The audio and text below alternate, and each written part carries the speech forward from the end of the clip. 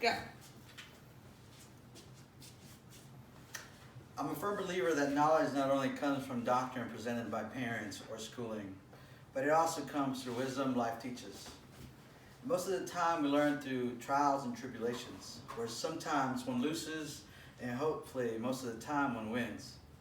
Many times I have come to crossroads in my life, and two things always come in mind. The first is a quote.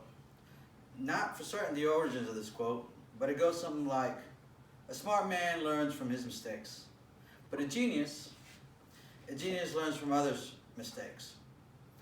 There's where I flash through memory lane in hopes that I might have some previous experience, or maybe I have known somebody else to have gone through a similar situation.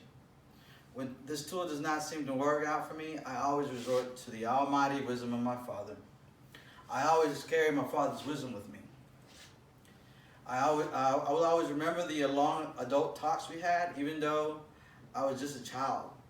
Although I may have not completely understood what he had to say, but it was always very grown talk. I knew to listen. I could see it in his eyes, and I could always hear it in his voice. The voice of seriousness. And with that, I could tell that he knew stuff.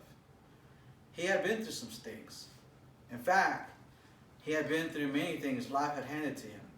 My father, Fidel Santana, not an ordinary man by any means. He was born in 1950 in the city of Celaya, Guanajuato, Mexico.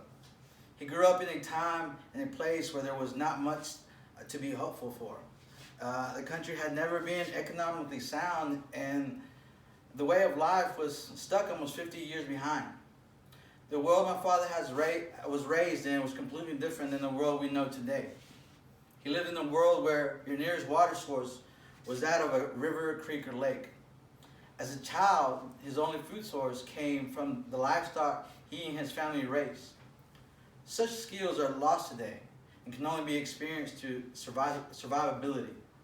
His earliest skills were that of masonry, which it has almost had to come naturally, because if you wanted a home, you had to build it yourself out of brick and mortar. At the age of 17, he had produced an image that had made up his mind that he wanted to chase a better way of life and was driven to find life in the United States. Leaving behind a family was not the easiest thing, but for most, as for my father, there was not another option. My father came to the United States illegally. He walked through the desert and mountainous terrain for days to reach the U.S. border. Alike with most illegal immigrants, he crossed the Rio Grande, which many people have been known to drown from its strong currents. After reaching the U.S., he quickly learned to adapt to the new world and found work. He was a hard-working man.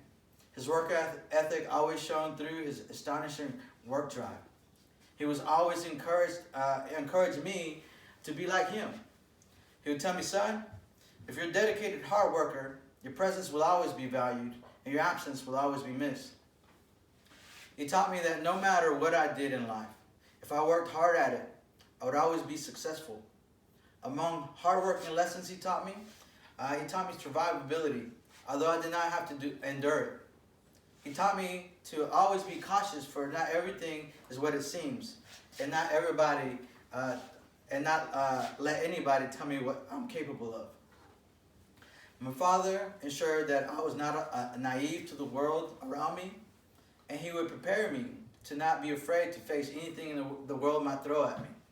For all his words and all his wisdoms, I thank my father for being the greatest teacher in life. I would like to commemorate my father for his bravery, his wisdom, his parenthood he introduced. The irony of my conversations with this man would lead me to follow quotes like the one I mentioned before. I would say that because of my father, I'm always ready to accept any challenges the world is my adventure.